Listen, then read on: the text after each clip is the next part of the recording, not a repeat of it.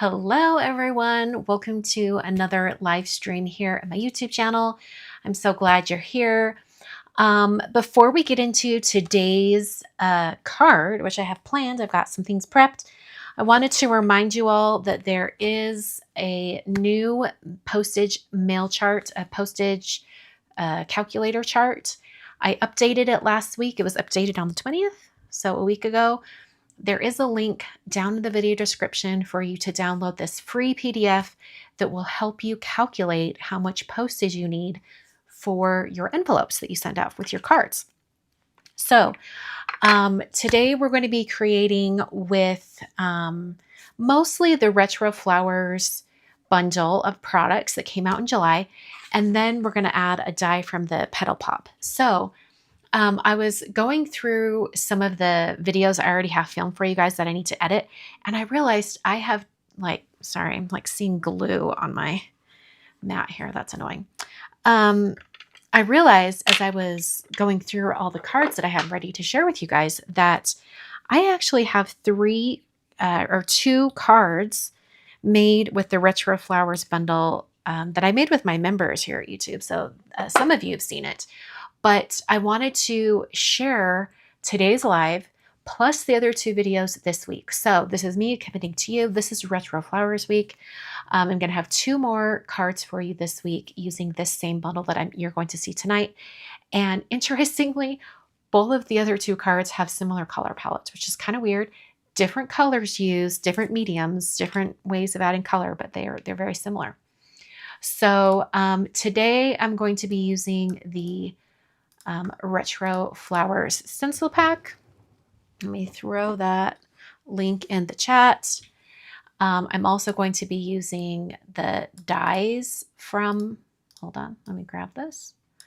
I'm also going to be using the dies from that same bundle. And then just because I want to add a little bit of a rickrack frame, I'm going to be using the Petal Pop Dies. So I'm going to be using all three of those products today with a bunch of Concord and Ninth inks.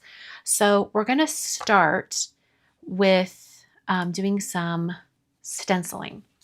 And I'm actually going to be stenciling on top of colored cardstock. So this is Shortbread.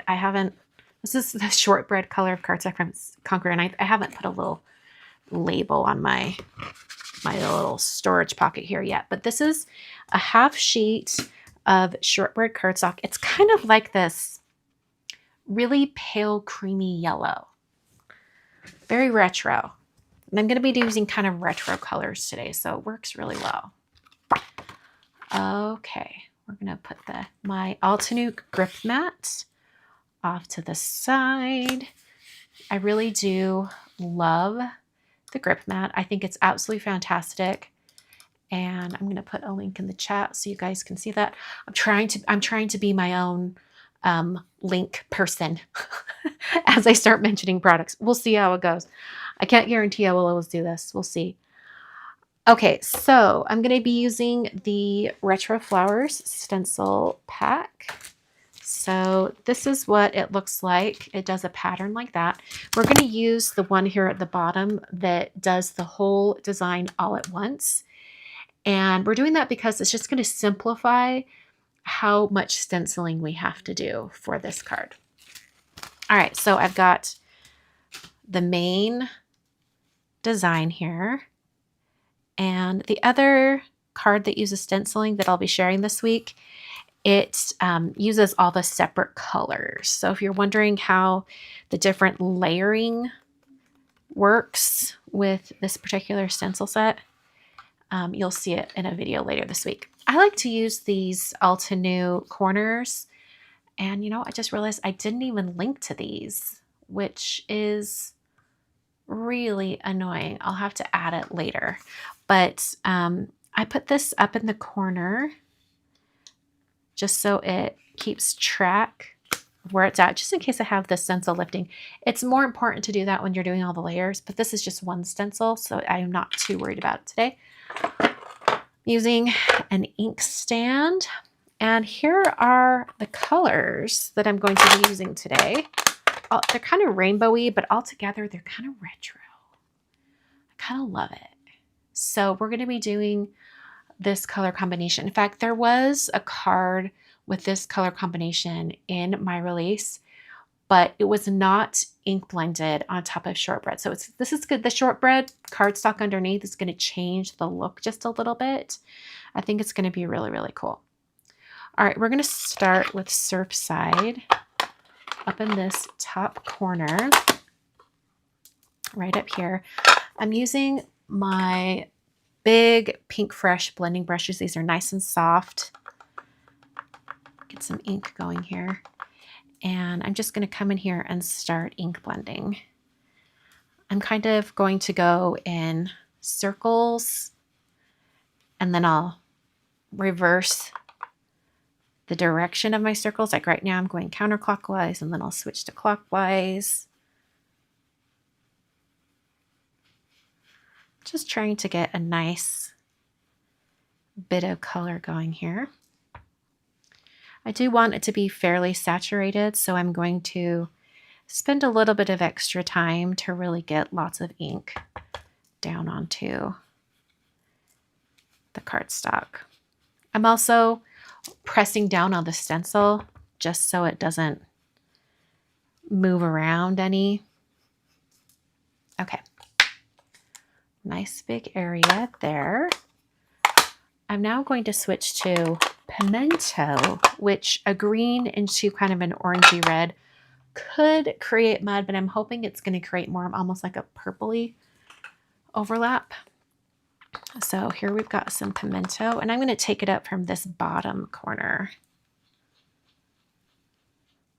And I've got this stencil that wants to move, this portion of the stencil that wants to move a little bit.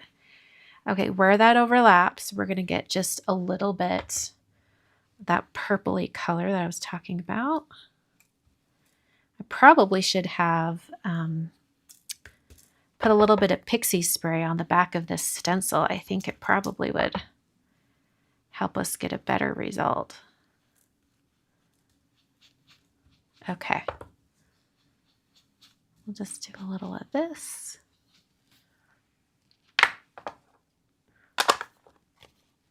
Now I'm going to switch to Sunflower, and we're going to have this yellow shade come all the way up in here, and then I think I'll have it transition up to the Avocado and Lakefront, so I'm not too concerned. Wow, my Sunflower ink pad is really juicy. I can't believe it. I was not expecting that much color to go down all at once, but I'm not going to complain, because I do want quite a bit of color on this. I do want it to have some like overlapping, like over to the Pimento. I want there to be some overlap. All right, let's take Lakefront. In fact, yeah, we'll just do Lakefront going over to the side here. What blending brush do I want to use for this? I think I'll use that same one that I was using for the Surfside. This is going to give a similar blue shade just because they are really similar colors. But I do want it to kind of overlap a little bit into that yellow. I love how we're getting a little pop of green right here. I think it looks really nice. So I think maybe I'll bring it over a little bit more. I'll bring it just kind of up here near the top. Okay. Last color, and then we'll go back and repeat some. I'm going to use Avocado. And we'll just bring in, ooh, my avocado is really juicy up here, isn't it? I mean, look at that. Woo, hello. Bring that avocado right down here. I'm kind of trying to hold my stencil so it doesn't slide around too much. Also, sometimes you get less movement if you slow down and use a very light hand as you blend. I can see it like kind of moving a little bit. Okay, I think I want a little bit of the Avocado to overlap this yellow, and I also want some of the pimento to be down here. So those are the two colors I'm going to repeat. I'll do the sunflower up here in the top. Doesn't help that my stencil has lifted right there either. All right, we'll bring in that sunflower just because I really want to get the sunflower to overlap with the green, and there's not much opportunity there. Just trying to explain some of my color choices as we're going along here. Bring a little more of that sunflower in right there. And then some pimento and just in this bottom corner. Yeah, I think Pixie Spray would help on this one. I would have sprayed my stencil if I would have thought about it before going, but I think it'll be okay. We're only going to be using small bits of this stenciling anyway. We're going to end up die cutting it, so I'm not too concerned.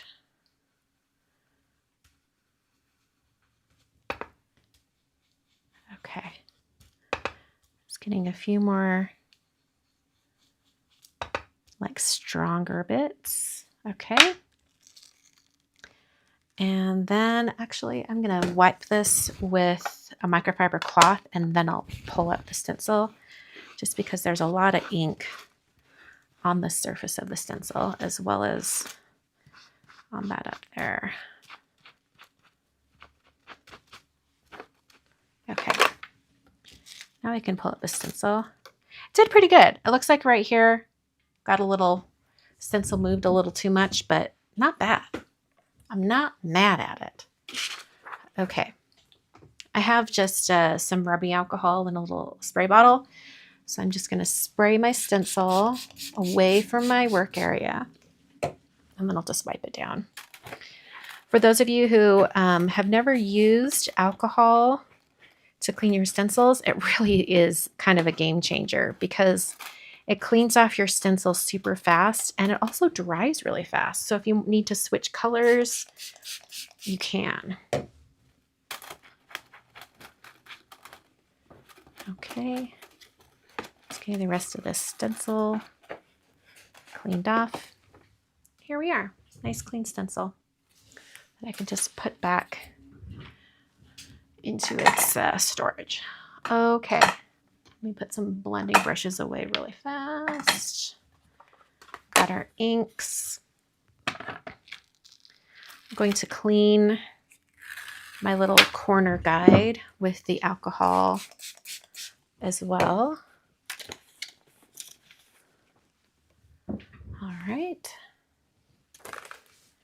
And I can lift this up and I have this entire ink blended piece that's ready to go. I'm going to take my little bit of baby wipe, and this is going to have a lot of ink all over it. In fact, since I won't be using this grip mat, probably for the rest of the day, I'm going to take a moment and clean it with stamp cleaner. I wasn't planning on doing this, so I don't have the link for you, but it's Ultra Clean Spray Stamp Cleaner from Simon Says Stamp. This really just pulls up any ink that is hanging out on the surface of your grip mat. You can use it for cleaning your stamps. And this grip mat is made out of the same photopolymer material as a clear stamp set. So it's great for cleaning up, but it does make the surface of the stamp, and in this case, the grip mat, a little bit greasy. So I always give it a good clean with baby wipes after to really pull up all of that greasiness. In fact, I can see some of it has sprayed onto the surface of my glass mat here. So I've got to clean up the outer edge because it will leave like grease spots on your cardstock if you're not careful. All right. Clean that up a little bit more. And then we can move on. Okay, so here is, oh, that's still wet. I'll just dry it really fast. So here's our background. I'm going to cut it using some circle dies, and I want a few different sizes. I can tell that ink is still wet there. Look at that. That's crazy. This makes me wonder if I should do other things I was planning on before we go to cut this. I just threw out my microfiber cloth. Don't do that, Christina. I put it in the trash on accident. Just because well, it might just be the green up there. It's like it now has my fingerprint and also the towel. But I'm thinking I might set this aside and let it dry just for a little bit before we cut. But I also need to determine, we'll have some time. I need to determine the sizes of circles that I want to cut. So my card today is a 5x7 card. I'm just using this 5x7 piece of cardstock just to use as a guide. Then I'm going to pick out some circles. So I think I want a little bigger than that. I want like a circle like right there. And then that one's too big. We'll go to this next one. I want one about right there. And I think I'm going to do that one twice, so it'll be up there too. Then this next one, actually I want a little smaller. It'll be about like that. And then we'll do like a super small one up there. Now if I use this same circle up here, okay, so it'll be a little bit more like this. And then we'll have this one down here. Perfect. Okay, so these are the 4 sizes that I want to cut. So just because I'm paranoid, I'm going to dry this with a heat tool.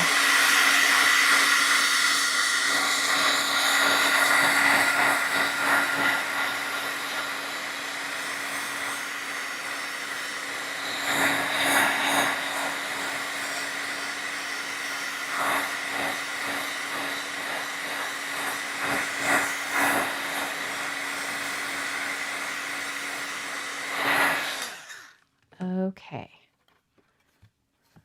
All right, so the biggest circle, I'm thinking I want to get as much color on it as possible. I'm hoping I can get all these circles cut out of this. We'll see. I might have to slide them around a little bit. Like we'll put that one right there, that one right there. We have to have space for that one again. So if I put this right here, kind of don't want to highlight that bad stenciling, but we might have to. So let's see here. We could put the little one right here and another little one. Kind of want to just get that like yellow up there. I think that looks nice. Okay, we'll cut these out and then we'll use that circle again in that corner. Let's cut this out. You know, I really should have put a piece of paper over it to protect my plate. Oops. I guess we'll find out if it transfers. I think we're okay. That's the ink that was on my fingers before, I think. Yeah, I think we're good.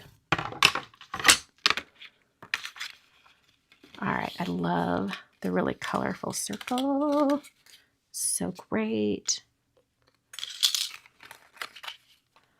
Okay, and then we'll do that second to largest circle again in that top corner.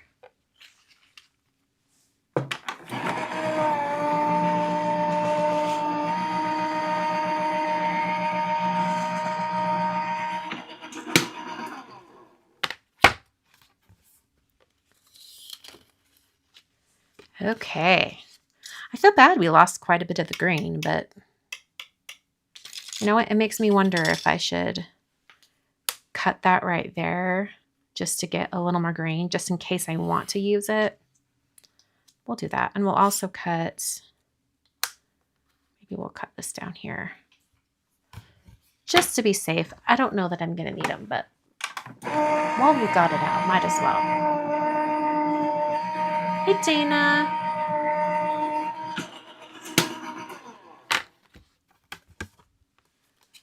Okay. Because I really didn't want to lose that pretty green. Okay. That's kind of cool. That could become a card. All right. And I'm seeing there's a little bit of ink. Do you see this? Some ink transfer on the dies. So before I move on, I'm going to wipe these down. Let's see how that comes off. I'm going to wipe these down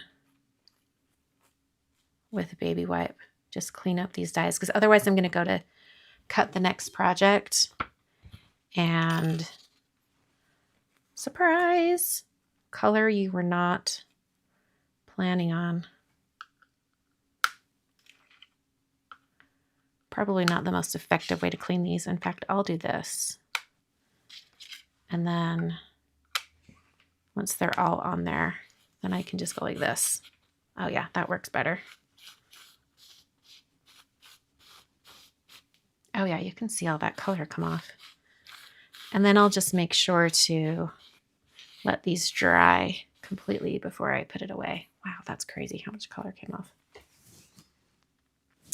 It really makes me wonder. Oh yeah, I can totally see green on this now. Yeah.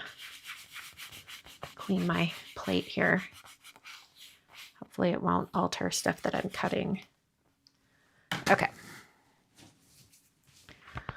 Put those dies away. So now I'm going to go to a folded note card, 5x7. And I'm going to adhere these die cuts on the card. Zoom out so I'm not like struggling to get in the center of the camera.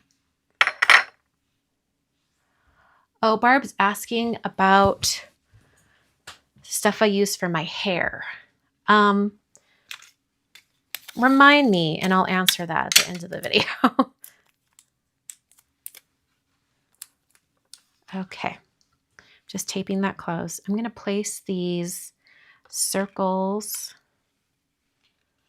on the card and kind of get them arranged. Well, I have to back up. I do have a border planned for this card. I think we should go ahead and cut it now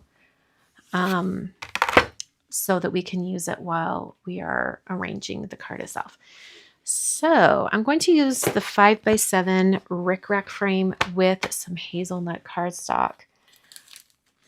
So in the Petal Pop die set, there's quite a few frames. You've got a circle, a square.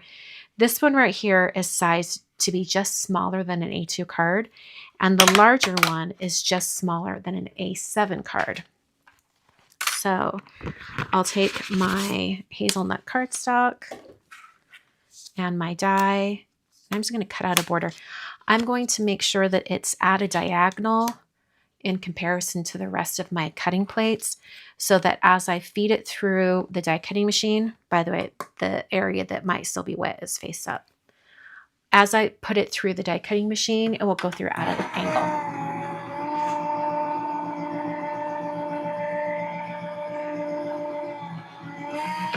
Where did I get my stamp holder? I'm confused. Laura, what do you mean by stamp holder? Let me know.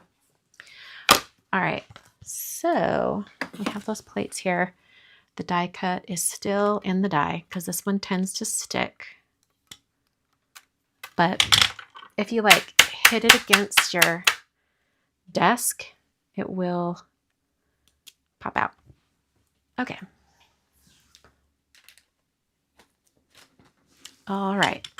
So now I have the main elements. So this frame, and get the cat fur off the paper. This frame is going to eventually be adhered on just like this, but I'm going to adhere it after I have the circles on. Oh, my postage stamp albums.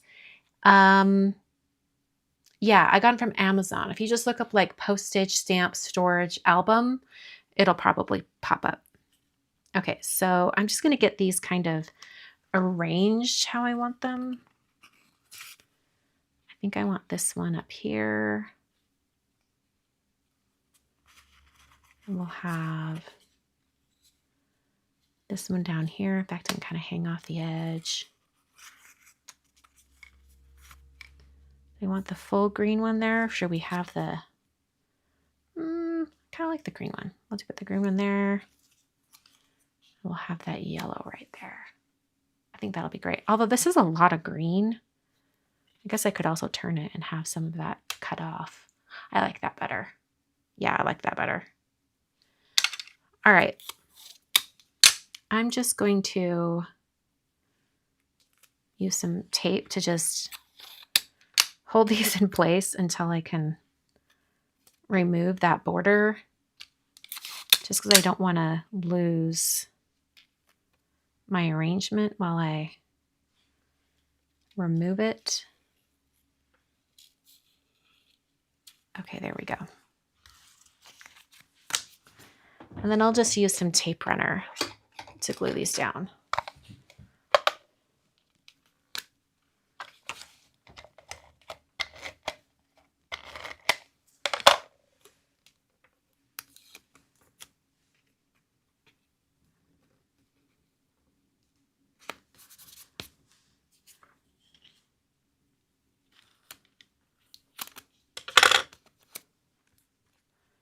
All right, we want the green more near the top.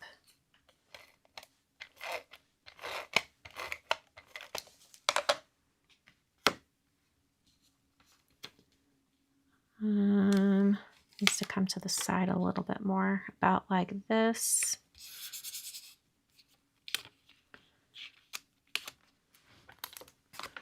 And we'll get this little guy.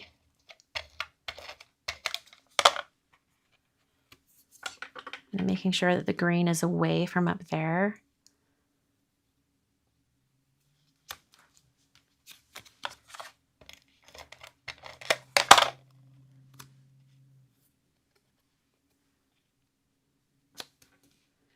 And then we'll put the sunflower one up here at the top, just like nestled in. Lovely. All right, so we're going to put this border on about like that. But just like my other thin frame borders, sometimes it helps to use the negative so that you can get everything on there just right. So I'm going to use a little bit of this tape here. Put that on the back, just so I'll be able to pull it up later. And I'm going to get it centered on my 5x7 card front.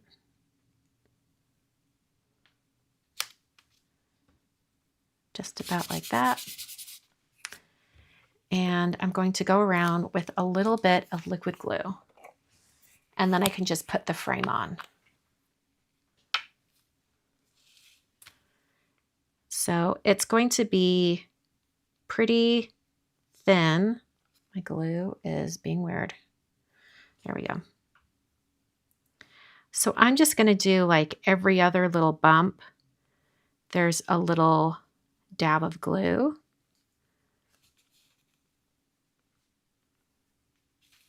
And then maybe in the corner. If it's not every other, it's not the end of the world. I'm just trying to get as much glue on as possible without it like going rogue, squidging out everywhere.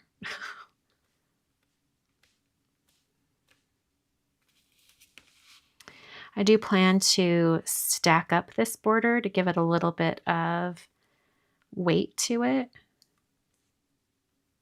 Okay. Probably can't even see all those glue dots, but they are there. And then I can just come in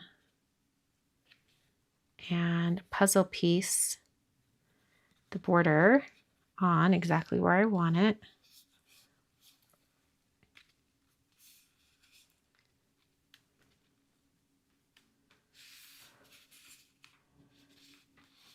Lovely. Just kind of holding that so it can adhere.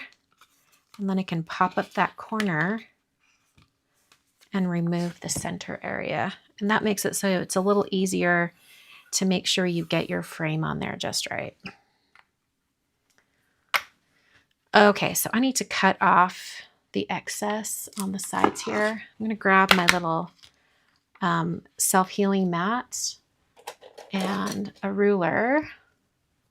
Let's see, let's grab a ruler that has a metal edge to it. This one does. And I can just use my X-Acto knife to cut off the excess of those die cuts. You could also use scissors, but these are kind of really big areas. So I didn't want to run the risk of having a really crooked edge here.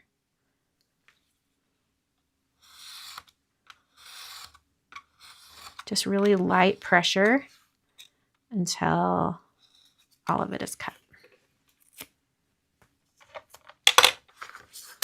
Okay, here we go. So now we have the card, which I can remove that tape on the inside. This is very retro looking. There we go. My membership here at YouTube. If you sign up to be a member here at YouTube, you get access to 2 member live streams that are guaranteed to happen every month. Basically, what I do with my member live streams is it's like I'm filming an edited video, but it's live and you guys get to see it being created. It's really particularly nice for like watercolor or coloring with alcohol markers because you're seeing it in real time. Whereas when I share those videos, they will be edited down. So that's one of the advantages of paying for the membership. Also, I mean, it's not listed at YouTube because it's like off platform, but we do a Zoom call with members as well. Like we just had our member Zoom call on Saturday. And it was so super fun. So we do a Zoom call.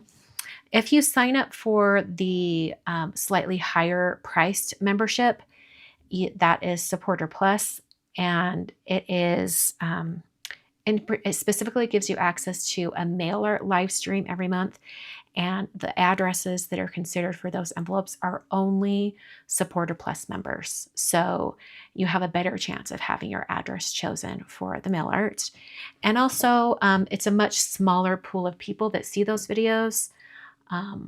Like under 50 people. So if you are a little bit more concerned about having your address shown in a YouTube video, it does minimize the amount of eyes that are on it. So it's kind of nice. If you don't want your name to be used for mail art on one of these very public videos, you could sign up to be a Supporter Plus member, and there is a possibility that your address will be chosen for one of those mail art videos that are only accessible to the Supporter Plus members. So that's the gist of it. You also get like a cute little icon next to your name, like Dana and Leanne have them in the chat right now. That's kind of fun. Okay, for the greeting, because that's the last thing that we need to do today. This has come together very, very quickly. Well, I take that back. I'm stacking the border, and through the magic of television, no, it's the magic of prepping. I actually have the 3 other borders that are ready to go. So I'm going to glue those onto the card right now, and I'm just going to do just some little dabs of glue just in different areas, just enough that it will hold it down. I've got like a big glue glob that's coming out. Okay, so I'm just getting like a few little dabs of glue in all these areas, and then I can stack the rickrack frame right on top, and it will give it a lot more weight. It's a really dainty frame as is, so stacking it just gives it a little something extra. Glue's coming out a little too much there, so I've got to dab off the glue. Okay, I'll grab another frame. And just really carefully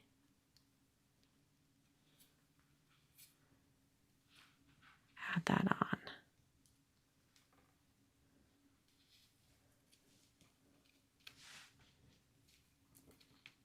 Sometimes when you pull this frame out of the die, it can stick, and then you almost pull and stretch the cardstock border.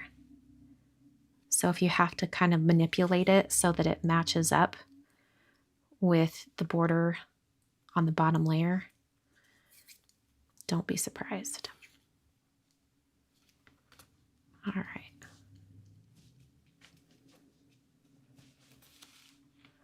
All right. I like how this is looking. It's looking really good with it a little bit thicker. Like you can see, it's just giving it a little bit more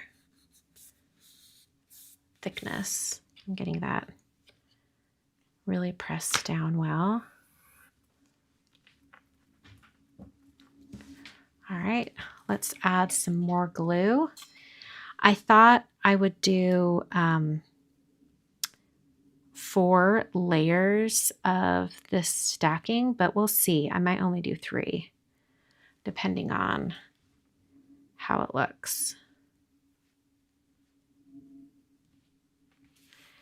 Like if you want, you can also do a little, like follow the shape of the squiggly line for the rickrack and get more glue everywhere. Or better yet, use like a full adhesive sheet when you die cut the frame, and then you won't have any glue coming out at all.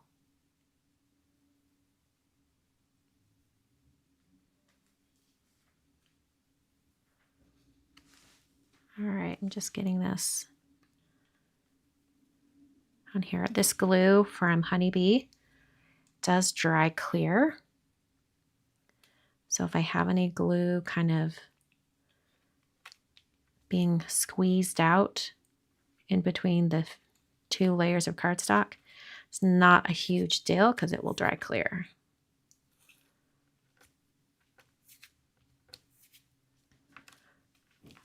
Okay, let's take a look at this and decide if we want to do another layer because it's looking pretty good. It's looking pretty good with all of that popped up. I've cut my frame. Let's just go ahead and do a 4th. Why not? And I'll try to do a little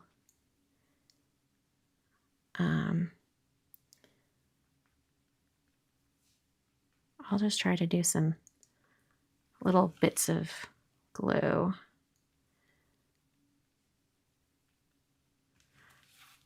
Not being as precise this time. I'm just going for it. Kind of curious if it's better to be more precise or if it's just as effective just to glob it on there, you know? This glue does have a tiny bit of a shine to it. So even though it does dry clear, you still might see it. So that's why I try to like press down with my finger and like pick up as much glue that's squidging out as possible.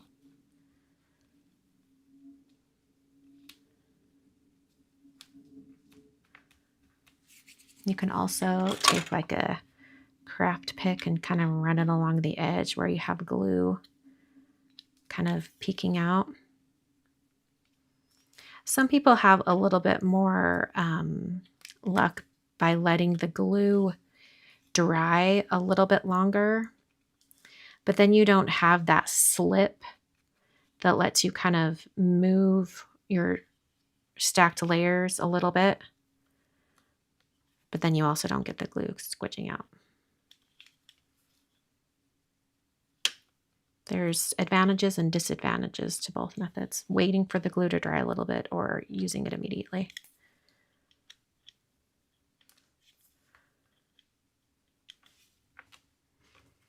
Okay. Okay, I really do like it stacked up. It looks nice. You can kind of see there's quite a bit of glue coming out on the edges here. We'll take a look when the card's completely finished because maybe that glue will be completely dry at that point, and then you'll be able to see really how much glue is shown. All right, we're not done stacking because our greeting today is going to be stacked as well. Let me get this zoomed out a little bit. Hold on 1 minute. My mom just texted.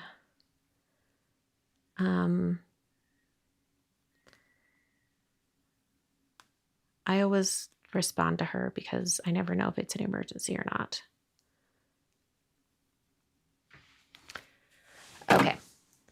So we're going to be cutting a greeting from the Retro Flowers dies. We're going to do this thank you. So we're going to get the words in Shortbread. So it's the same color as the cardstock that I used for the ink blending. And then the outer shadow area will be cut using Hazelnut. So we'll just get this die cut here. And this, the shadow layer on this one will kind of score into the cardstock where the individual letters need to be adhered. So it kind of makes it foolproof for doing a die cut greeting that has individual letters. When I started doing that with my dies, I was kind of like, why has no one done this before? I know it's annoying to have to adhere individual letters, and one of the main reasons why I never liked to do it before was because I didn't know exactly where to place the letters. But when you have it like this, you really can see where the letters need to go. All right, so I'm going to be cutting the individual letters out of Shortbread cardstock. Cut that really fast. Can you die cut through 2 pieces of cardstock at once? You can, but I tend to not have very good results with that. Like, it's really hit or miss. Like, sometimes I can do that, like if I'm trying to make a circle card.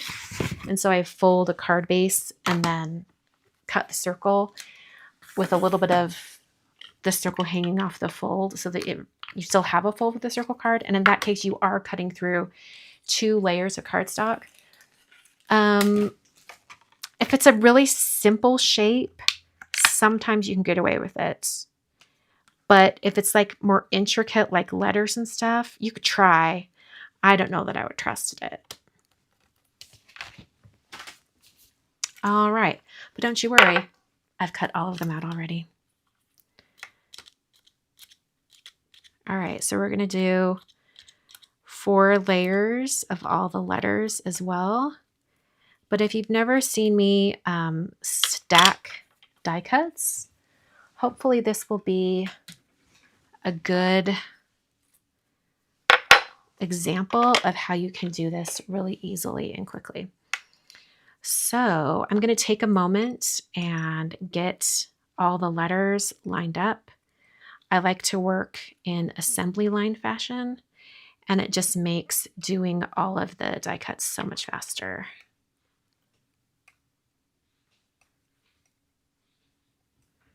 So I'm just going to put that right there.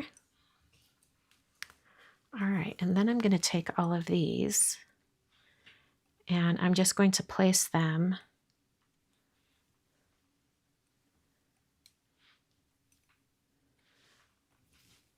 like so that they're ready to be adhered.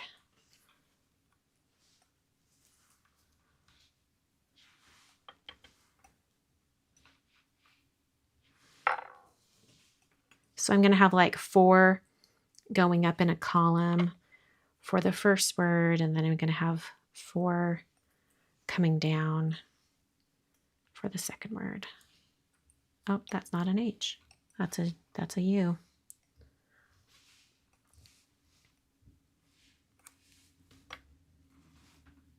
Oh, the O was the first one to 4. You'll be amazed at how fast these actually stack and adhere together when you do it this way. Like after I have this going, let's turn on a timer and see how long it takes me to stack all of them. I guess I could add on a couple of minutes for getting all of these prepped, right? But I think it's kind of amazing. Okay, so I've got all 4. Let me get a timer on my phone. This will be fun. This is like gamifying it. Okay, so here's a stopwatch. We'll see how long it takes me. We'll just put that up at the top corner. All right, I'm going to get my glue ready. You were wondering why I was putting away my dies and plates. That would be why. I already had them ready to go. Okay, and let's start. Oh, this T is backwards. So I just do just a couple of dabs of glue. I don't put glue on that 4th one. I stack them all together. And then I use my fingers to get them to line up. You can also pinch different areas with your tweezers. I don't know how well this is working because it's not lining up. This is not a good example. That's okay. Whatever. All right.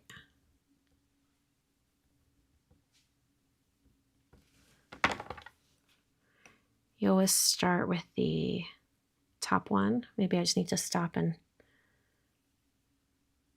yeah, that works a little better. Get them lined up one by one. Oh yeah, that was much better. Much better. You might not even be able to see it very much on camera, but those were lined up much better. Oh my word. Stop. It's like sticking to my hand.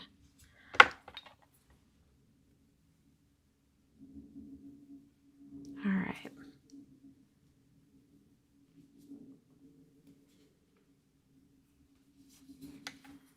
Kind of have a lot of glue on this. I think my glue bottle is pushing out too much glue. I need to be more careful. Oh my word, 2 minutes and I only have 3 letters done. Maybe I shouldn't have done this. The timer makes you feel anxious. I know, right? Okay. Smaller amounts of glue. I'm being more careful. I think this is going to go better.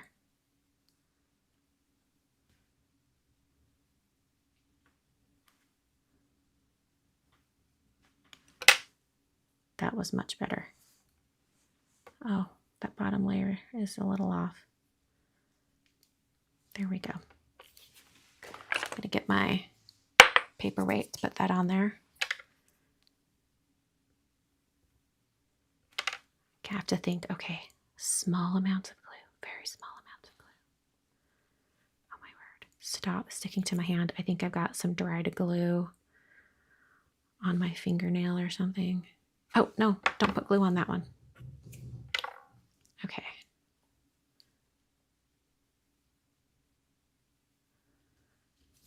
Get this one lined up first. I think we're going to have this done in under 5 minutes.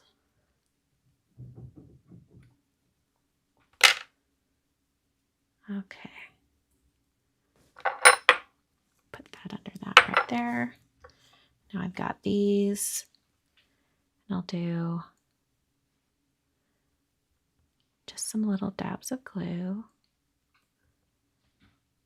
I'm not going to put it on the 4th one.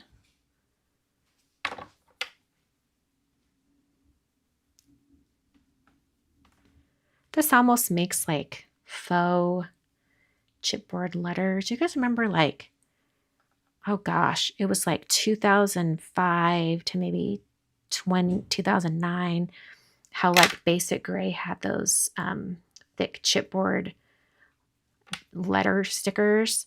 And then American Crafts had the like the foam versions.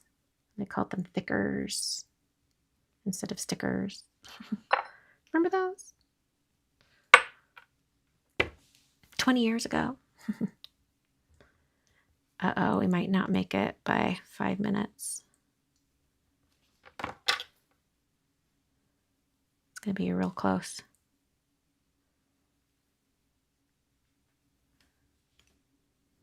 Okay.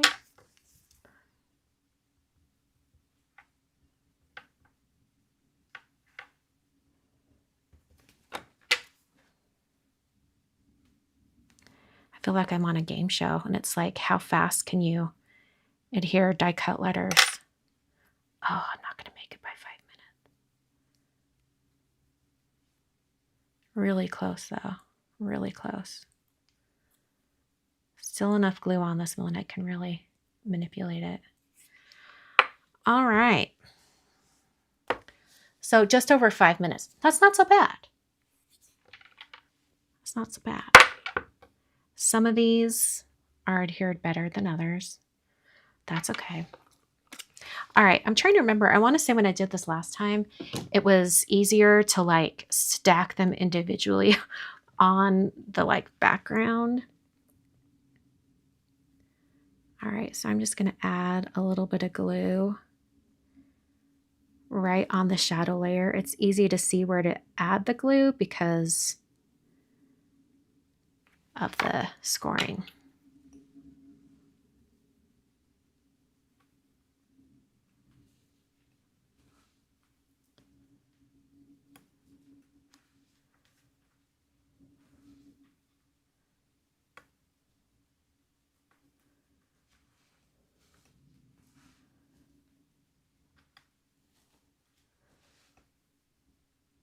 Okay. Get the last little bit on here. Really press those down. Then I'll add a little glue.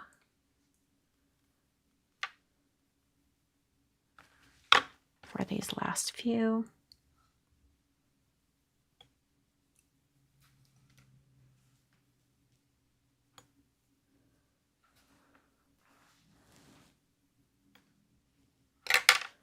Put that down right there. I'll just put my glue away. Gina, you have a hoard of thickers. I loved them so much.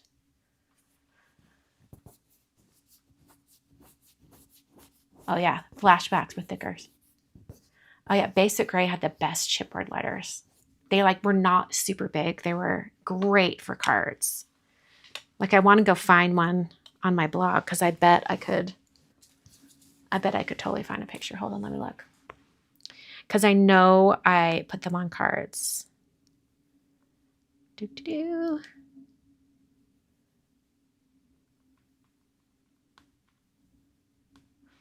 Just going to my blog, we'll do a little search. Chipboard. I bet it'll pop up.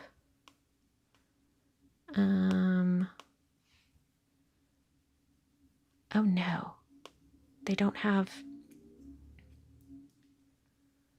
Hold on. Oh, here's one. Here's a good example. Do you see that? Like those black letters, they were chipboard. So good. Loved it. When was this?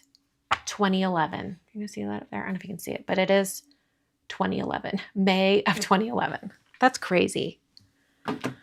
American Crafts still might sell thickers. I think American Crafts was bought out by someone, but then they still have some things, I think. All right, I'm just gonna glue this thank you right here. In fact, maybe I want to pop it up on foam. No, I think I'll just have it be glued down because it's already like pretty thick.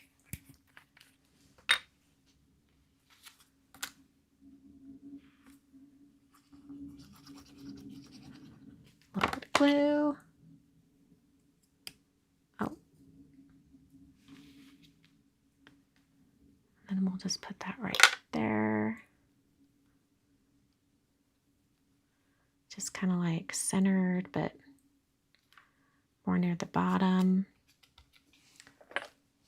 Put that right there. Okay. That was like a speedy little card. In an hour. And I think we spent the last 15 minutes just stacking die cuts. Okay. All right, I'm going to do a little spiel for those watching the edit replay. Then I'm going to come back and answer Barb's question about hair product. Hopefully Barb's still here because I'm going to have to ask her a question about her hair. And then if you have any other questions, we'll get to those too. So here is the finished card for today. You can see how much those letters are stacked up. Not the best stacking, but I was on a timer. You can see the border there too. I think this is a really fun way to use like a really colorful stencils background, cut it into different shapes. I think you could do it with squares, circles. I think it'd be really fun if you did like a holiday background, like out of greens and teals, and then cut a bunch of like Christmas tree shapes, and you can have them going all the way across. It's just like a different way to use patterns, and especially patterns you've made yourself. So all the supplies are listed down below in the video description.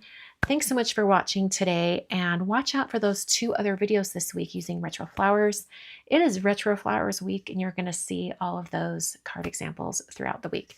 Thanks so much for joining me, and I'll catch you guys next time. Okay.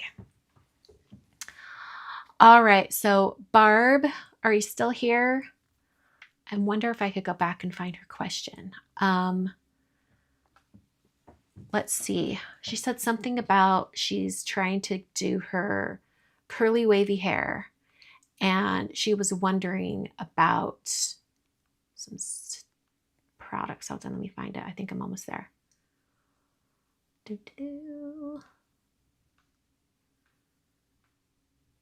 scrolling back. I'm scrolling back. Barb asked, what's your hair process? I've been trying to go natural wavy, but my products or process isn't working. Okay, so you say wavy. So I'm assuming you have kind of a looser curl pattern, right? So, oh good, Barb's still here. I have found like my hair has gotten a little bit more curly since I've been doing my hair wavy curly, but specifically at the beginning, when I was just starting out, my hair was much looser. And I found that if I really wanted to get lots of, like, encourage the curl, it was better to use very lightweight products. So you're going to look for like mousses or foams. I think those work best. I'm trying to find my Post-its. Here they are. So I would recommend, by the way, all of these wounds on my hand are from Kevin. That's cute, right? Okay, so you're going to look for wavy hair. You're going to look for lightweight. I mean, if it's lightweight, it can still be like a strong hold, but you just want like a lighter weight product. So like a lighter weight mousse or foam. Ones that I would suggest, I have tried like everything under the sun, I swear. One that you might try that a lot of people really like is, I think it's the Way Air Dry Foam, I think it's called. And it's a gel, but I love this one. It's my current favorite. I'm using it all the time. And it is the Umberto Giannini Scrunching Jelly.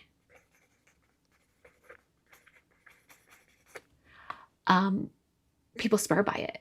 It's so good. It's from the UK, but you can find it on Amazon.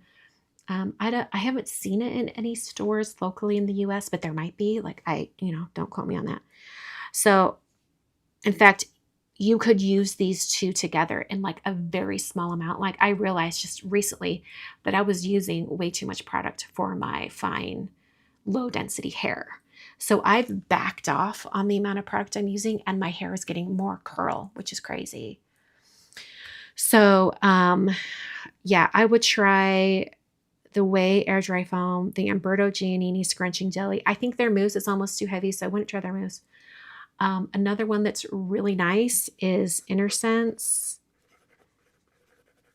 I Create Lift Foam. That's what it's called.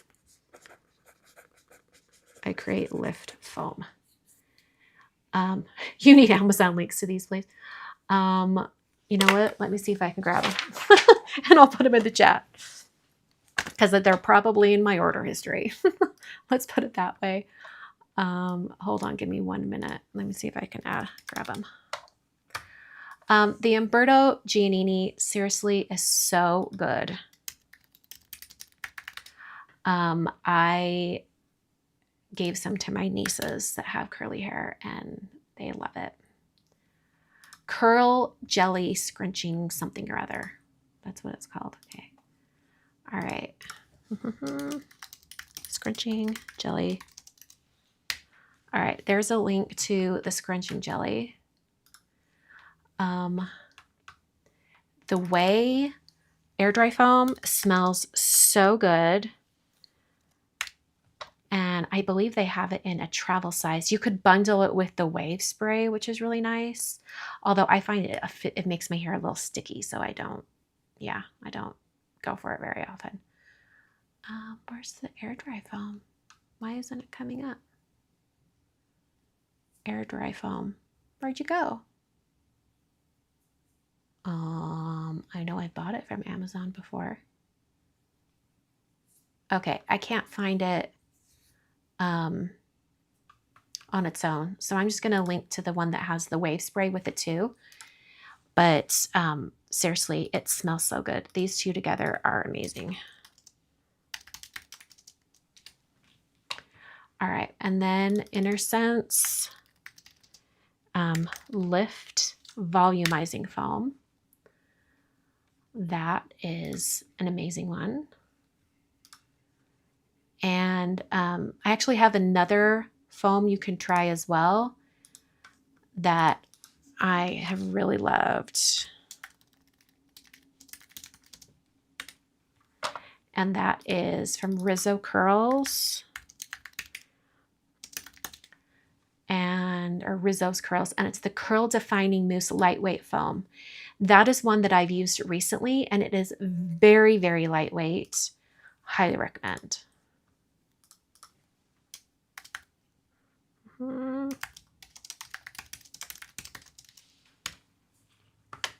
Okay, so there's some links for you in the chat. Hope that helps. People to follow on YouTube that are really good. Recently, I saw a video from, oh my word, her name's Gina. Is it just like Gina Curls or something? Can we have a Zoom where we all talk curly hair? Well, I can only tell you what I've done. What has been working on my hair. I can't guarantee that it's going to be working for everyone's, but let me find a link to Gina. Oh, hello. All right. A YouTube video started playing. Hold on. Let me find this one.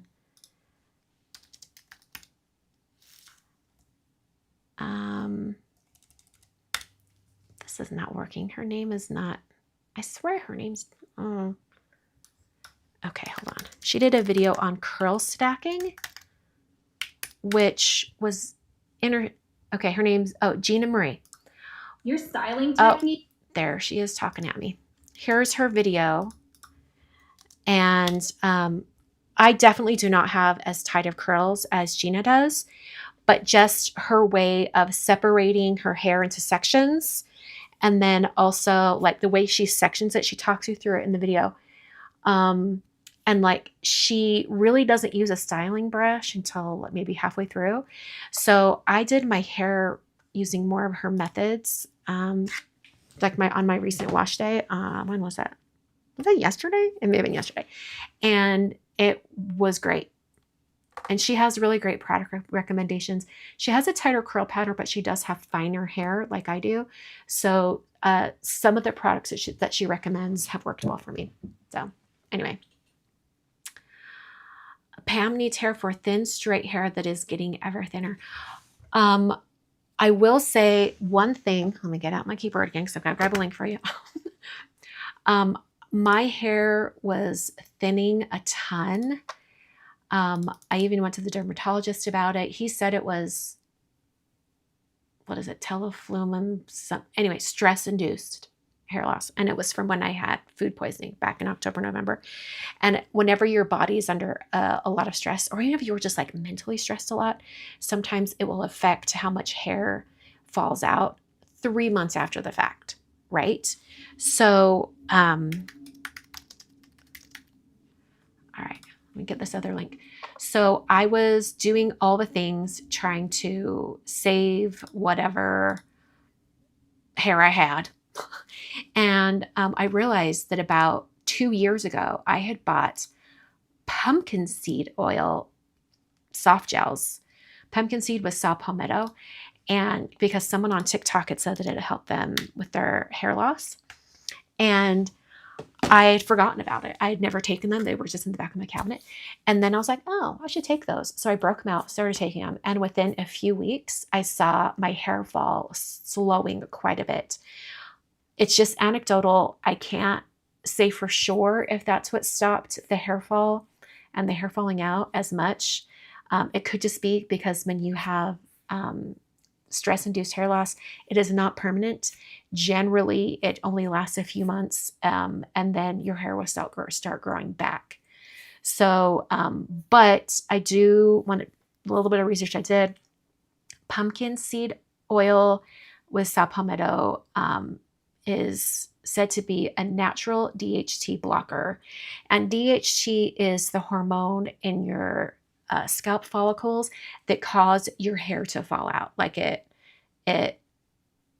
I could totally be wrong. I'm not a scientist, but DHT is what kind of tells your hair to stop growing and just fall out. So, if anything, you could take a pumpkin seed oil capsule as a preventative measure to make your hair retain its what hair you've already got. Oh, Barb, thank you. You're an ex-hairdresser and have watched with interest the success of my wavy hair. Thank you.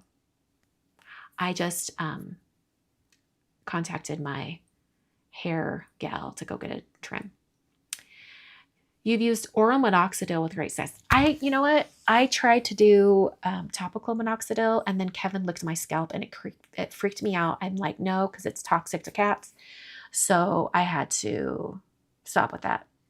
I haven't tried to do the minoxidil pill because I've been doing everything else under the sun, including the red light therapy scalp helmet. I call it my space helmet. Yeah, Pam, it is a more natural way to deal with it.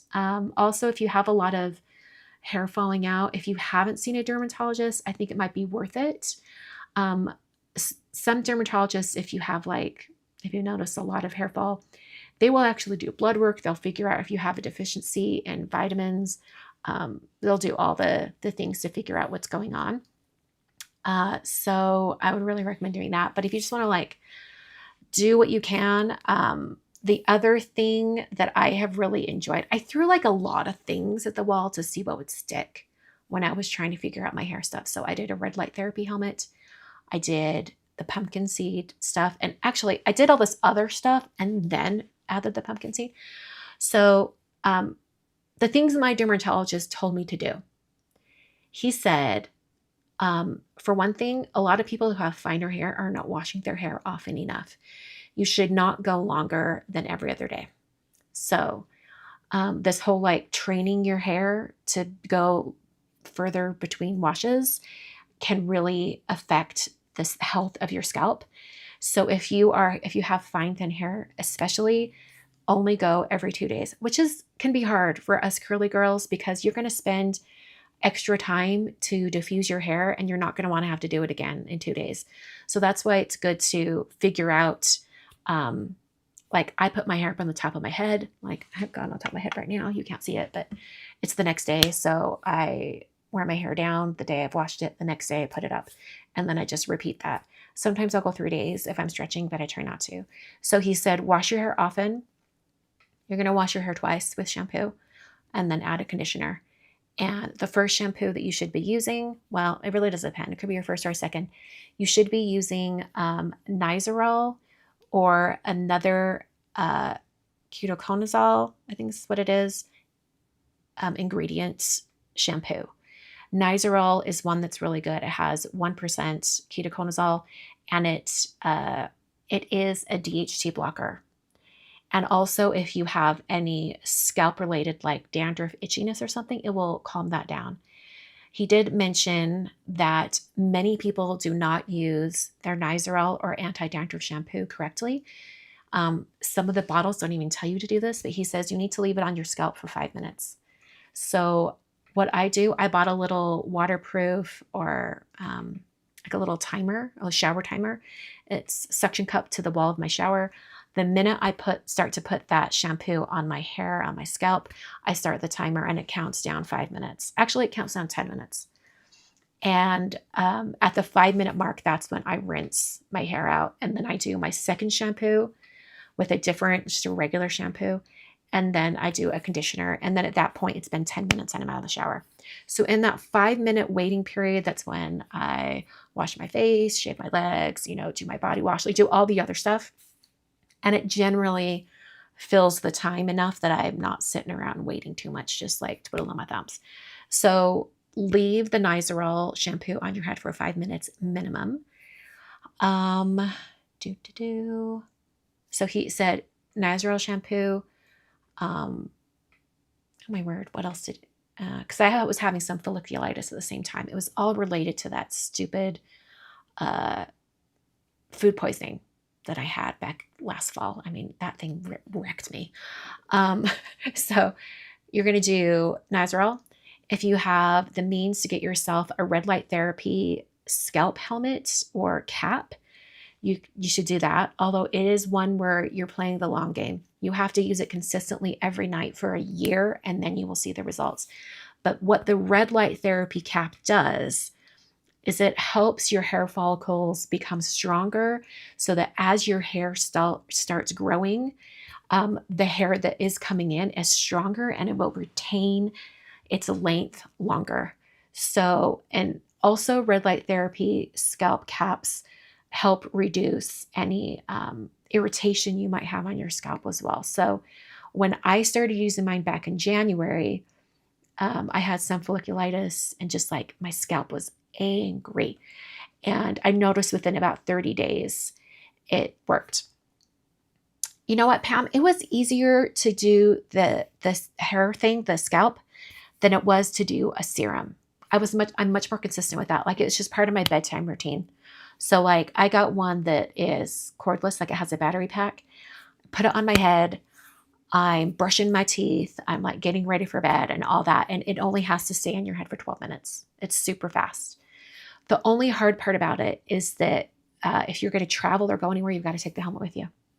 So since January, I don't think I've done just a checked bag or carry-on anywhere.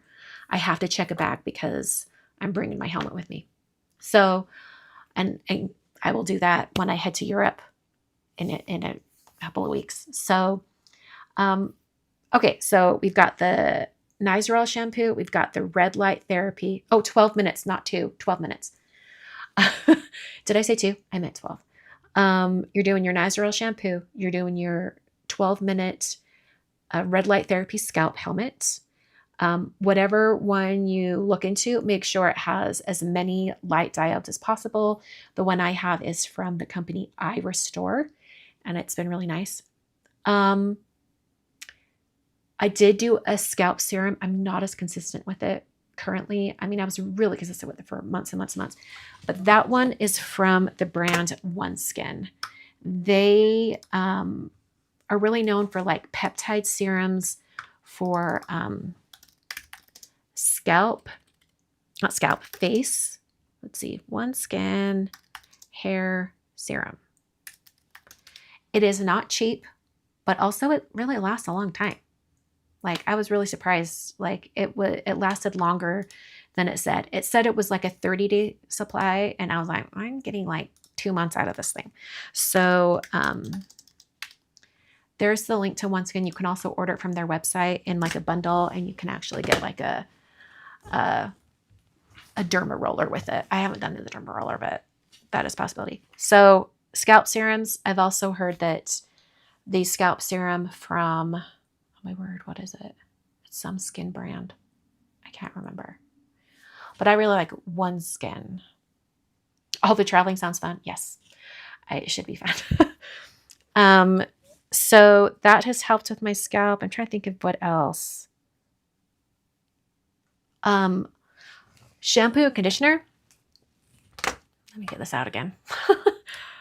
I have been really loving the Kilgore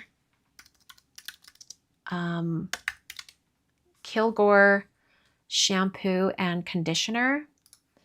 It lasts forever because you don't have to use too much, but I believe you have to order it directly from them. And they do have a scalp, oh my word, that link is ridiculous.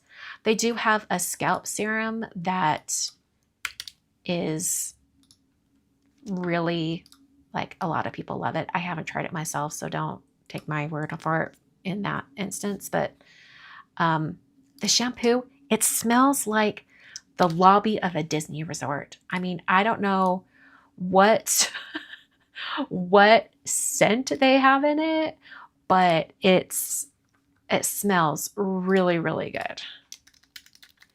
And it's supposed to, you know, help retain your hair so you don't have as much hair fall. So here is the conditioner link. There you go. I have not done their serum, but if you wanted to, like, just order from all one place, I think they give you a discount if you order multiple products from them. That will give you some ideas. Betsy, it's unreal. Like, next time I see you, maybe it'll be at the Remember Retreat, I'm going to have you smell this shampoo because it smells like a spa. It smells like I'm walking into Art of Animation Resort at Disney. Ooh, no, it's almost a little more beachy, maybe Beach Club. It smells like that. But like every time I put it on, I'm like, I need to tell Jennifer about this because I think she'd love this scent. So I need to tell Jennifer McGuire about it because she loves all things Disney World. Yeah, Pam, that's everything I've learned. That's everything I've learned about hair stuff. And you know what? Being that I'm doing my hair like wavy curly, I, for the most part, did not even notice that my hair was growing back because when it's wet, it just sticks and clumps. So I really have only noticed that my hair is growing back when I go to my regular hair girl and she colors my hair. She's like, oh, your hair is growing back. You've got lots of like little baby hairs. I'm like, really? No idea. So, but I have noticed that like that my front, what is it? Like, not forehead. There's a name for it. Like the front of your hairline, my hairline, is looking a little bit less sparse. Not thick by any means, but less thinned out as it once was. So I'm hopeful that that's what's growing back. But anyway, yes, I will let you smell it in September. All right, well, there's Christina's hair health, curly, wavy hair little spiel. Thanks for coming to my TED Talk. My Top Dog fans bailed out on the hair talk to chase bunnies. Well, your dogs are pretty cute, so it's okay. All right, my friends, we're going to call it a night. I have a busy week. I've got to edit those videos that I promised you. And I also have a design deadline on Thursday. So it's going to be a busy, busy week.